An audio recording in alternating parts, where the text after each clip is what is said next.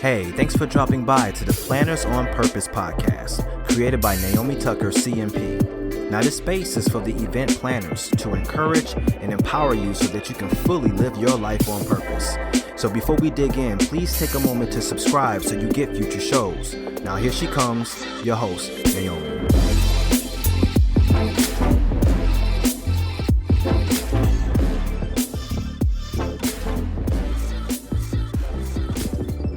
Well, we've all been there. We've all been at our wits' end, not necessarily knowing what to do, very overburdened with the work that we have going on, and really not seeing a way out of the mess that we currently are in. And if you're in that place, then that means that perhaps it is time to strategize and put together a plan so that you can get into a better place. And what I like to call that is, let's come up with some burnout prevention strategies, because if not, we can lead ourselves into burnout if we're not careful. So that's what I wanted to unpack for you in this episode, and I'm really excited to get to it. For those of you that do not know me, my name is Naomi Tucker. I am a business strategist and burnout prevention coach, and I empower event professionals to stress less, live more, and lead a life that they love. Hopefully a life without burnout. And regardless if you're new to me and listening for the first time, or if you're someone that has been around for a while, I just want to say welcome to the podcast. It's so good to have you here. Before we talk about some of the burnout prevention strategies that I have for you today, I wanted to reflect back on some of the risk factors that event professionals really have to contend with that can lead them directly into burnout if they're not careful. And we already talked about some of these things, but if you have an excessive workload, you're working with scarce resources, perhaps you're having a lack of clarity about your role and there's conflicting direction, those things can cause a lot of turmoil within your work. Additionally, if you're constantly having expectations that are always shifting and changing, that's just something that occurs within the event profession all day, every day. Or poor management. Maybe there's a leader or a leadership that perhaps aren't necessarily handling certain functions of the company well, or just leading you well. Also, lack of recognition is a risk factor for burnout, because when you think about it, if you're not necessarily being recognized for some of the things that you are doing and just getting just a little head nod, that can make you feel like you are less than, and definitely continue to spur feelings that really do not help support your overall well-being. And then there are things like excessive work engagement, just constantly having so many things to do at work without a break that it outshines your personal life. Perfectionism is such a big thing in the event profession. We definitely are type A individuals, want control, want to make sure that we have all of the details straight, but also we want to make sure that the experiences we put on are perfect. And unfortunately, perfect does not exist, but we aim to figure out if it does, and that can really put us on this spinning cycle, and it's not necessarily healthy. And then avoidance. Event professionals just avoiding that there is an issue, avoiding that this excessive workload is there, that it will continue to be there. And many times we just say, we'll get to it later, or I'm going on vacation, or the event will be over soon, so therefore I don't have to worry about it. And when I come back, I'll have a little bit more tolerance for it, and we'll do it all over again. So those are some of the risk factors for event professionals that we struggle with. And really just asking you, have you dealt with any of these risk factors? And if so, it's just important for you to recognize it, not to avoid it, and to really put in place some of these strategies that I have for you. So I have 4 brief strategies that I wanted to talk to you about today. And hopefully these can help you to be able to get some type of a handle on all of these risk factors that may be going on right now in your work, and then help you to devise a plan for ensuring that they are better in the future.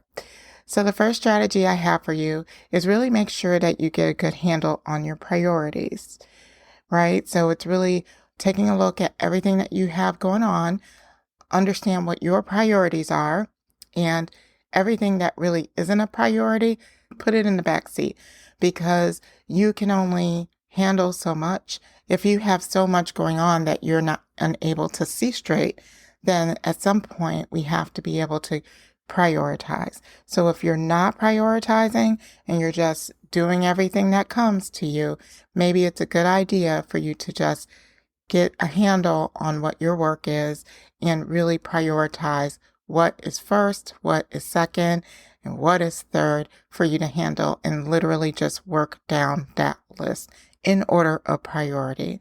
So that's strategy 1. And some of these may seem pretty practical, but you would be amazed at how many of us aren't necessarily doing this, and we're stuck in a cycle of busy that all we can do is really just respond to fires. So really we do have to extinguish that fire by setting up priorities and working from there. Strategy number 2. Strategy number 2 is just ensure that you have boundaries.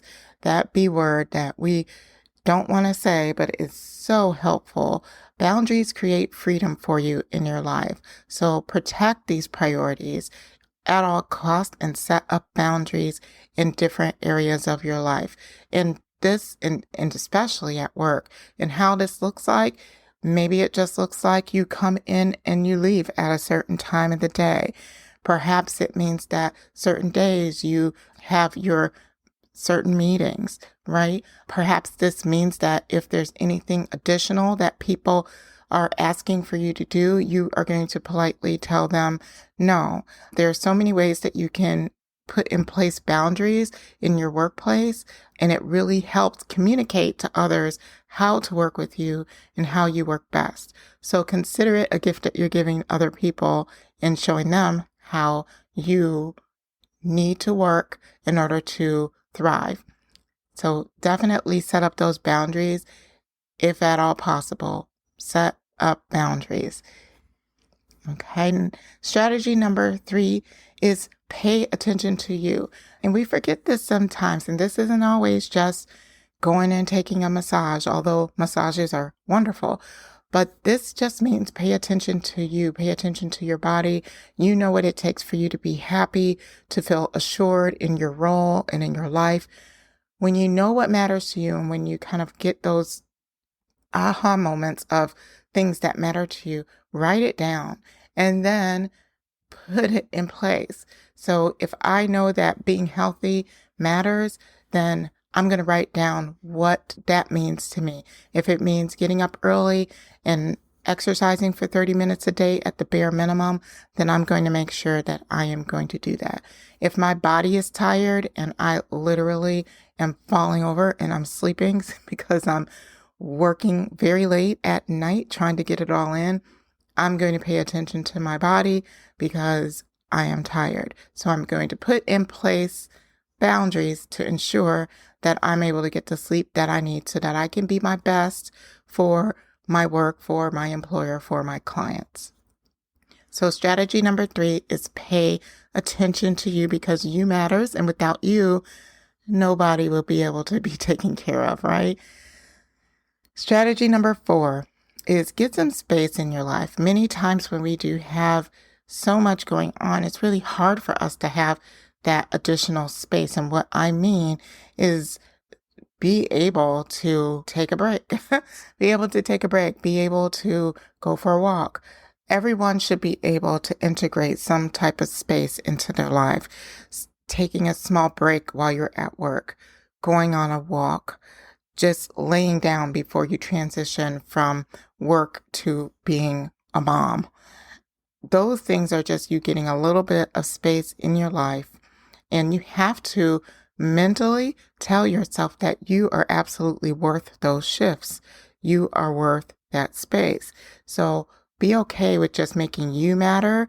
And, you know, I know it's easy to say your job matters, your boss matters, your family matters, but you actually matter first. Put yourself first, take care of yourself, and get some space in your life for you to be able to do other things.